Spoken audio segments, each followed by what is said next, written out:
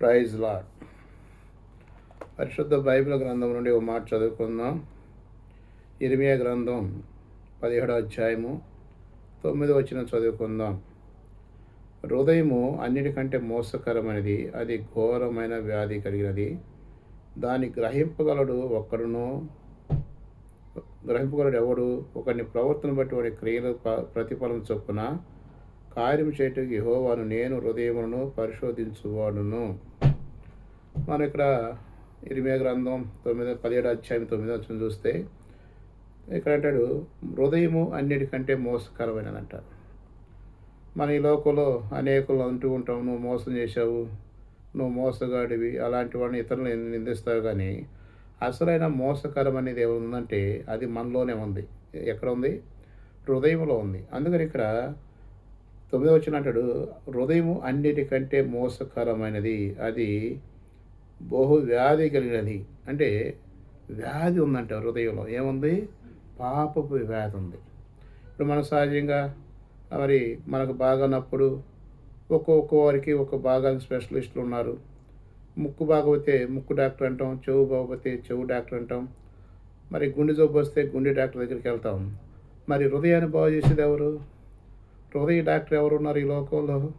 హృదయాన్ని చూసేది ఎవరున్నారు? ఎవరు లేరు. ఎవరున్నారు? ప్రభు అయిన యేసుక్రీస్తు వారు మనకు హృదయాన్ని ఇచ్చాడు. ఆ హృదయాన్ని బాగు చేయాలంటే ఎక్కడికి వెళ్ళాలి? ప్రభు అయిన యేసుక్రీస్తు వారి దగ్గరికి వెళ్ళాలి. అందుకని ప్రభు అయిన యేసుక్రీస్తు వారు అన్నారు, నా కుమారుడా, నీ హృదయము నాకిమ్ము, దాన్ని నేను బాగు చేస్తూ అన్నాడు. అంటే హృదయం లేదంటే ఆదికాండం 6వ అధ్యాయం 5వ వచనం అంటారు, నరుడు చెడుతనము భూమి మీద గొప్పదనియు, వారి హృదయం యొక్క తలంపులు ఊహ అంతయు ఎల్లప్పుడూ కేవలం చెడ్డదని యెహోవా చూచెను. ఏముందంటే మన హృదయంలో చెడుతనం ఉంది. చెడుతనం కూడా ఎట్లా ఉంది? భూమి మీద గొప్పదిగా అయిపోయింది. ఈ భూమి మీద అనేక గొప్పగా చెప్పుకున్నాం. అన్నిటికంటే గొప్పగా ఏముందంటే నీ హృదయం, నా హృదయంలో చెడుతనం ఎక్కువైపోయింది. ఈ చెడుతనం తీసేసుకోవాలంటే అందుకని గొప్పదని వారి హృదయం యొక్క తలంపులోని ఊహంతయు ఎల్లప్పుడూ కేవలం చెడ్డదని యెహోవా చూచెను. చూసారా?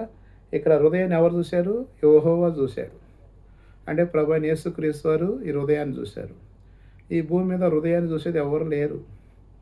అన్ని పాటలు డాక్టర్లు ఉన్నారు కానీ ఈ హృదయాన్ని. అందుకనే ఈ హృదయంలో నుంచి ఏమొస్తున్నాయి అంటే మార్కు సువార్త 7వ అధ్యాయంలో మాటలు ఉన్నాయి.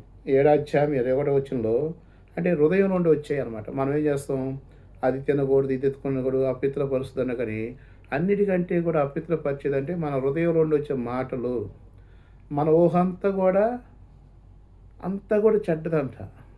మన తలంపులన్నీ కూడా చెడ్డాయంట. అందుకనే ఇక్కడ మార్కు గారు అన్నారు, లోపలుండి అనగా మనుషుల హృదయం నుండి దురాలోచనలను, జారత్వములను, దొంగతనమును, నరహత్యలను, వ్యభిచారములను, లోభములను, చెడు తలంపులను, కృత్యములను, కామ వికారమును, మత్సరమును, దేవదూషణ, అహంభావము, అవివేకము వచ్చును. ఈ చెడ్డవన్నీ లోపలుండే బయలువెళ్ళును, మనుషుని అపవిత్రపరుచును. ఇవన్నీ కూడా ఏం చేస్తున్నాయి? మనుషుని అపవిత్రపరుస్తున్నాయి అంట. ఇవన్నీ కూడా ఎక్కడి నుంచి వస్తున్నాయి? లోపల నుంచి వచ్చేస్తున్నాయి. చెడుతనం కానీ, కృత్యములు కానీ, అబద్ధములు కానీ ఇవన్నీ కూడా ఎక్కడి నుంచి వస్తున్నాయి అంట? లోపల నుండి వస్తున్నాయి. ఈ లోపల నుండి రాకూడదంటే ఏం చేయాలి? ప్రభు యేసుక్రీస్తు అని మనం స్వీకరించాలి. ప్రభు నేను పాపినంటే ఆయన క్షమించడానికి సిద్ధ మనసు కలిగిన వాడు. ఆయన మనం క్షమించే దేవుడు. అందుకని మత్తయి సువార్త 11వ అధ్యాయం 8వ వచనం అంటాడు, ప్రయాసపడుతున్న సమస్త జనులారా నా యొద్దకు రండి, మీకు విశ్రాంతిని కలుగు చేస్తారన్నాడు. మత్తయి సువార్త 11వ అధ్యాయం 20వ వచనంలో ప్రయాసపడి భారం మోస్తున్న సమస్త జనులారా నా యొద్దకు రండి, నేను మీకు విశ్రాంతిని కలుగు చేస్తున్నాను. అసలు విశ్రాంతి దేనికి? విశ్రాంతి హృదయానికి, మనస్సుకి. మనలో ఉన్న పాప భారం ఎంత పోవాలంటే యేసు ప్రభు దగ్గరికి రావాలంటే వల్ల నేను స్వాత్వికుడును, దీన మనసు గలవాడిని కనుక ఈ మీద నా కాడి ఎత్తుకున్న యొద్దకు వచ్చి నేర్చుకోండి, అప్పుడు మీ ప్రాణములకు విశ్రాంతి దొరుకును. ఈ హృదయానికి విశ్రాంతి దొరకాలంటే ఎక్కడికి వెళ్ళాలి? యేసు ప్రభు దగ్గరికి వెళ్ళి నేర్చుకోవాలి. ప్రియా సహోదరా సహోదరి, ఇంటున్నా నువ్వు నేనైనా సరే ఈ హృదయంలో పాపం పోవాలంటే ఏం చేయాలి? ఈ పాపం పోవాలంటే యేసుక్రీస్తు అని హృదయంలో చేర్చుకోవాలి. సింపుల్. ఏమి లేదు, ప్రభువా నేను పాపిని, నా పాపాలు క్షమించండి నువ్వు కానీ హృదయంలో ప్రార్థన చేసుకుంటే దేవుడు క్షమించడానికి సిద్ధ మనసు కలిగిన వాడు కనుక ఈ యొక్క ఈ యొక్క దినాన నువ్వు ఎక్కడున్నా, ఏ పరిస్థితుల్లో ఉన్నా, ఎప్పుడు వింటున్నా, హృదయం అన్నిటికంటే మోసకరమైనది, అది బహు వ్యాధి కలిగినది.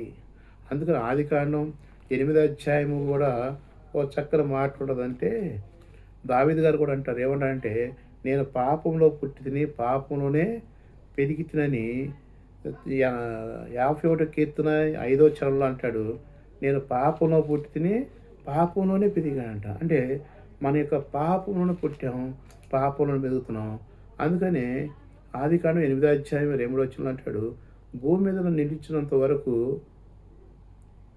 వేదన కాలము కోత కాలమును వచ్చును.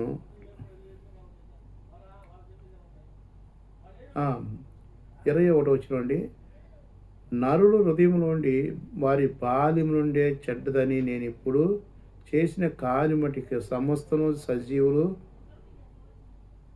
అంటే ఇక్కడ అంటాడు, నరుల యొక్క హృదయ ఆలోచన వారి బాల్యం నుండే చెడిపోయింది. హృదయం ఏంటంటే బాల్యం నుండి చెడిపోయింది. కనుక ఈ హృదయ పాపం పోవాలంటే చిన్న ప్రార్థన చేసుకో. నేను చేస్తాను, 2 మాటలు నాతో పడను. ప్రభా నేను పాపిని ప్రభు, నన్ను క్షమించు. నా హృదయం కూడా చెడిపోయింది, నా హృదయం కూడా చెడ్డది ప్రభా, నేను గ్రహించాను. నాలోకి రమ్ము, నా పాప పరిహరించమని యేసు నామమున ప్రార్థిస్తున్నాను తండ్రి. ఆమేన్. Praise lord. దేవుడు మీ అందరూ దీవించు.